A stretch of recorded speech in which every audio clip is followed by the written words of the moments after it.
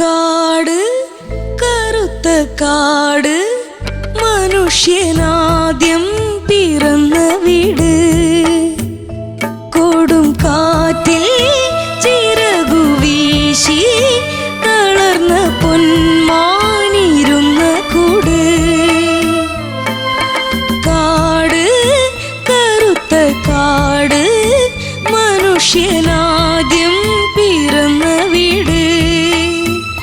കൊടും കാറ്റിൽ ചിറകു വീശി തളർന്ന പൊന്മാനിരുന്ന കൂട്.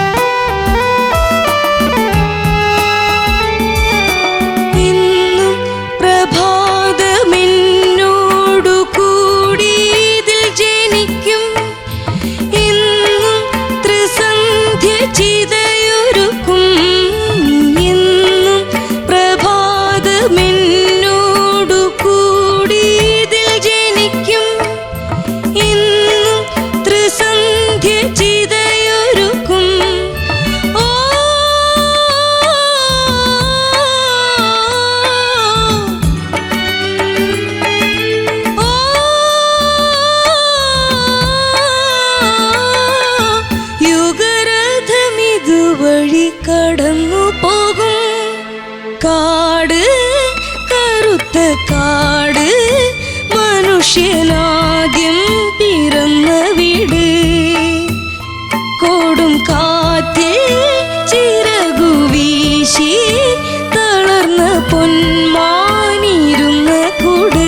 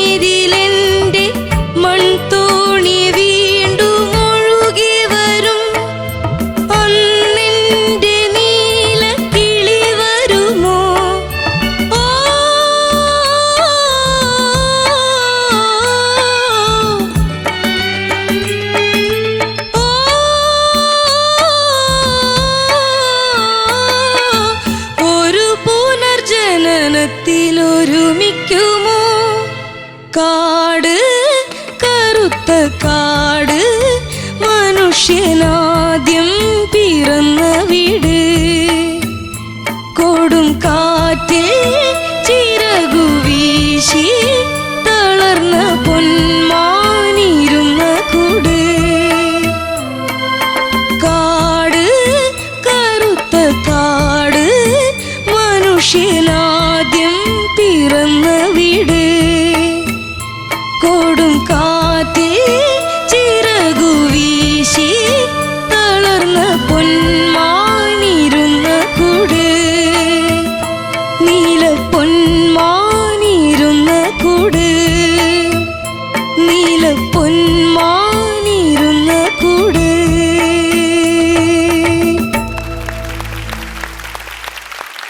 ശ്രീഹരി, എന്തോ ഈ ഷെഡ്യൂളിലെ നിന്റെ ലാസ്റ്റ് പെർഫോമൻസ് അല്ലേ? ഓ, കഴിഞ്ഞിരിക്കണു. എങ്ങനെ ഉണ്ടായടാ? ഇത് ഇപ്രാവശ്യത്തെ ഏറ്റവും തിരിയോടി കൂടുതൽ നന്നായി തോന്നിയ ഒരു പാട്ട്. ബാക്കിയൊക്കെയോ? ബാക്കിയൊക്കെ എന്നാലും അങ്ങനെ പൊട്ടാന്നല്ല, എന്നാലും കുഴപ്പമില്ല. ചേട്ടാ ശ്രീഹരി ഓ നന്നായിട്ട് പാടി. Thank you sir. പക്ഷെ ഈ ഷെഡ്യൂളില് ശ്രീഹരിയുടെ ബെസ്റ്റ് പെർഫോമൻസ് ഇതായിരുന്നു. ബ്യൂട്ടിഫുൾ സോങ് മോനെ, എന്തൊരു സോങ്ങാ, എന്ത് രസമായിട്ട് ആ ഒരു ബീജിന്ന് ആ ഒരു നമ്മളറിയാതെ ആ സ്റ്റാൻസിലേക്ക് കയറുകയാണ്, സെക്കൻഡ് വേഴ്സിലേക്ക്. ഇതിന്റെ ഡീറ്റെയിൽസ് ഒന്ന് പറയാമോ? ലിറിക്സ് വയലാർ രാമവർമ്മ സാർ, പിന്നെ music Salil Chowdhury sir, cinema പാടിയത് K Yesudas sir, cinema Neelapponman, വർഷം 1975. നീ ആദ്യമായിട്ടാണ് എല്ലാം വൃത്തിക്ക് പറയുന്നു. കൃത്യമായിട്ട്. അപ്പൊ മോനെ ഞാൻ ആക്ച്വലി ഒന്നും എഴുതിയിട്ടില്ല. ഇവിടെ ഒരാളെല്ലാം എഴുതി വെച്ചിട്ടുണ്ട്, അതുകൊണ്ടാ നമ്മളെല്ലാവരും റെപ്രസെന്റ് ചെയ്ത്. അതെ പണി വരുന്നുണ്ടാവാ. അതെ, എനിക്ക് ആ നല്ല ഫീല് കിട്ടി. ആ പാട്ടിനൊരു സോളുണ്ട്.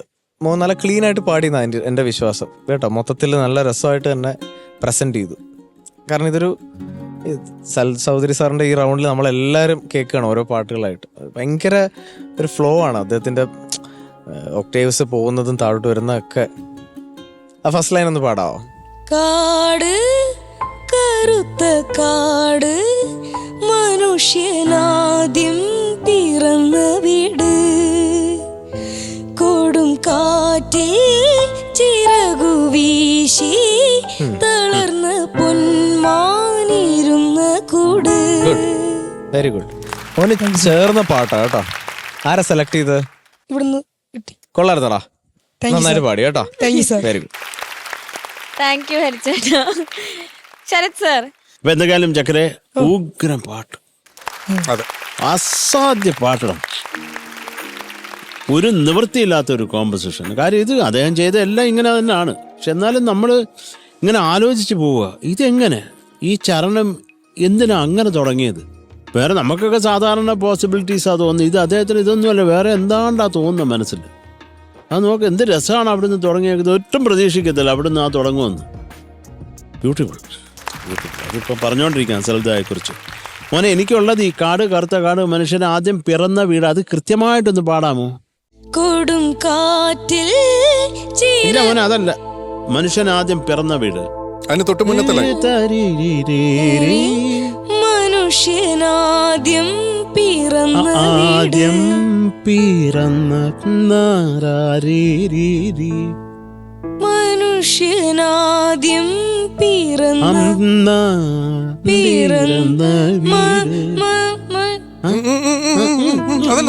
അത് തന്നെ മോനെ, അത് തന്നെടാ. അതൊന്നുകൂടെ തെളിച്ച് പാടിയാ മതി. മനുഷ്യനാദ്യം പിറന്ന വീട്. Very good, very good, very good. അതുപോലെ തന്നെ പൊന്മാനിരുന്ന കൂട്. പൊന്മാനിരുന്ന കൂട്. Very good, very good, very good, very good. ഇപ്പോഴാണ് പൊന്മാൻ കറക്റ്റ് ആയിട്ട് ഇരുന്നത്. ഈ കൊടുങ്കാറ്റിൽ അന്ന് പാടാമോ? കൊടും കാറ്റിൽ കാറ്റിൽ കൊടും കാറ്റിൽ. അത് അങ്ങനെ സോഫ്റ്റ് ആയിട്ട് അങ്ങനെ പാടണ്ട കേട്ടോ, അത്ര അടിച്ച് പാടണ്ട. കൊടും കാറ്റിൽ ചിറകു വീശി ആ ആക്സന്റ് വേണ്ട. വീശി മേക്ക് ഇറ്റ് സോഫ്റ്റ്. അതുപോലെ മോനെ, എന്നും ത്രിസന്ധ്യ ഇന്നും ത്രിസന്ധ്യ. അത് എന്നും ത്രിസന്ധ്യ ചിതയൊരുക്കും. അങ്ങനെ അത് വടി പോലെ പാടാതെ മോനെ. എന്നും ത്രിസന്ധ്യ ചിതയൊരുക്കും. എന്നും ത്രിസന്ധ്യ ചിതയൊരുക്കും. നമ്മള് പാടുന്ന അതിന്റെ മേളിൽ കൂടെ നീ കയറി പാടിയ എനിക്കും തെറ്റ്. എന്നെ കൂടെ നിന്നെ പിടിക്കാൻ പറ്റുള്ളൂ. ഇത് പുള്ളി സ്ട്രഗിൾ ചെയ്യാണ് നിന്നെ പിടിക്കാൻ. ഞാൻ പാടുന്ന അതിന്റെ മേളിൽ കൂടെ കയറി പാടാ. എന്താണ് പറയുന്നതെന്ന് കേൾക്കുന്നില്ല. മക്കളെ പാടിക്കപ്പോ അതൊക്കെ ആർട്ടിഫിഷ്യൽ ആവാതെ മോനെ. എന്നും പ്രഭാതം. അത് അത്ര വലിയ ഗ്ലൈഡ് വേണ്ട, എന്നാലും അതിനൊരു സുഖം വരട്ടെ. എന്നും അങ്ങനെ ആക്കല്ലേ. അത് അത്രേ ഉള്ളൂ. അതുപോലെ മോനെ, ഒന്നും കൂടെ പാടി ശരിയാക്കാമോ?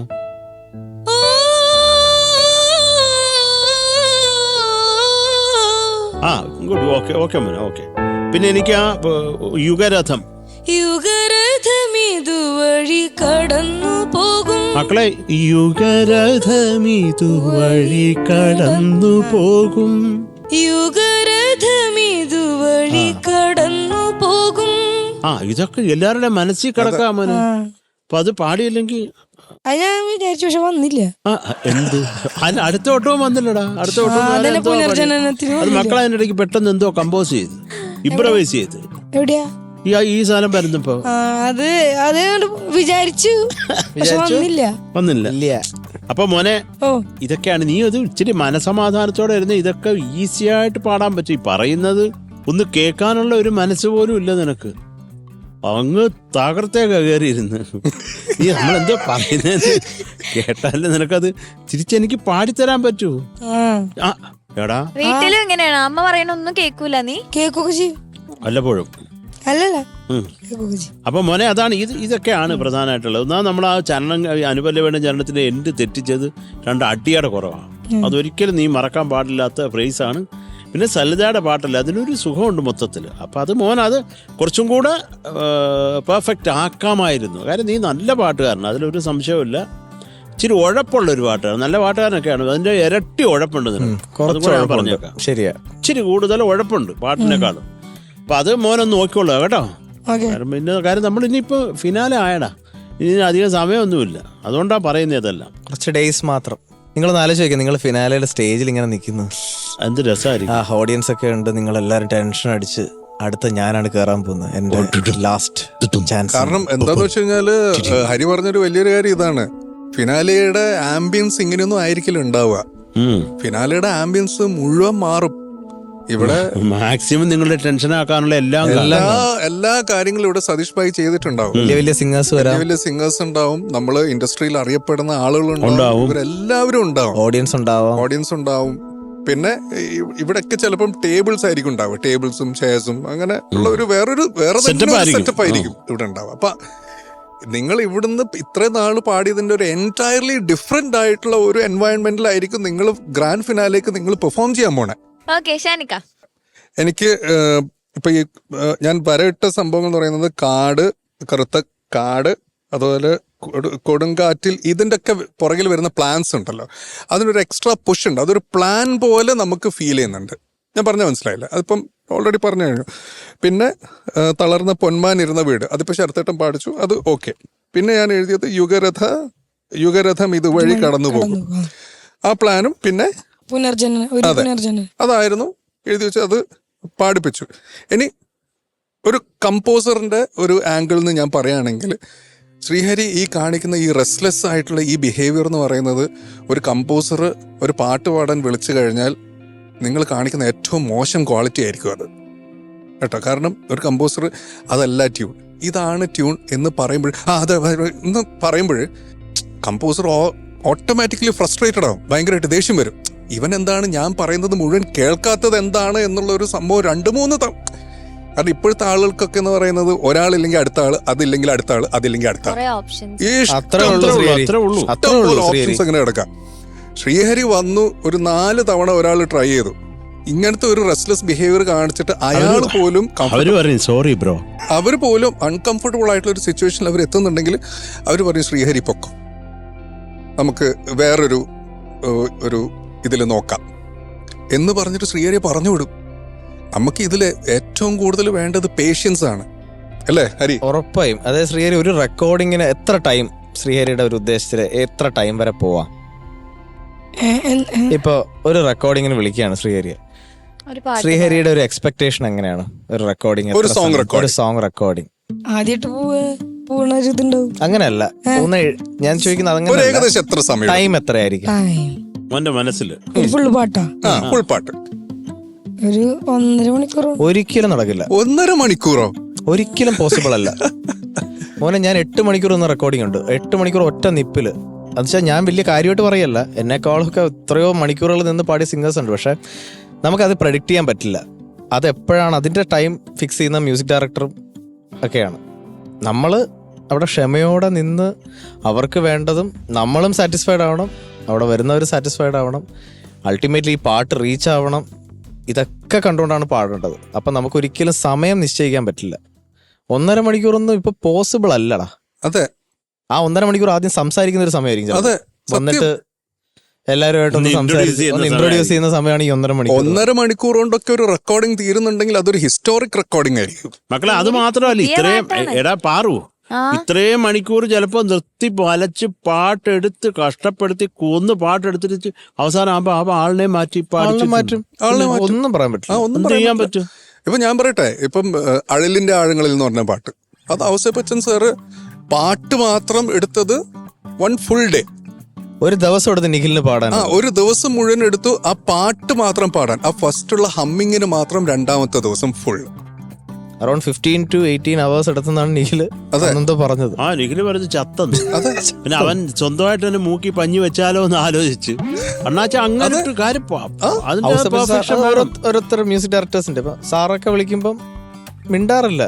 ഞാനൊക്കെ 7 മണിക്കൂർ ഒന്ന് പാടിയിട്ടുണ്ട്. ഔസേപ്പച്ചൻ സാറിന്റെ അടുത്ത് പോയിട്ട് എൻ്റെ അടുത്ത് 1.5 മണിക്കൂറേ ഉള്ളൂ എന്ന് പറഞ്ഞു കഴിഞ്ഞാൽ അടിപൊളിയായിരിക്കും.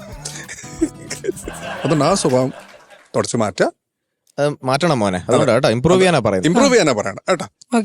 നിങ്ങളെല്ലാവരും മനസ്സിലാക്കുക, നിങ്ങളോട് പറയുന്ന എല്ലാ കാര്യങ്ങളും നിങ്ങൾ ഇമ്പ്രൂവ് ചെയ്യാൻ വേണ്ടിയിട്ടാണ് പറയുന്നത്. നമുക്ക് നിങ്ങളോട് പ്രത്യേകിച്ച് ദേഷ്യമോ കാര്യങ്ങളോ ഒന്നുമില്ല. ഇപ്പോഴത്തെ കറന്റ് സിനാറിയോ എന്താണെന്നുള്ളത് നിങ്ങളെ പറഞ്ഞ് ബോധിപ്പിക്കുന്നു, അത്രേ ഉള്ളൂ.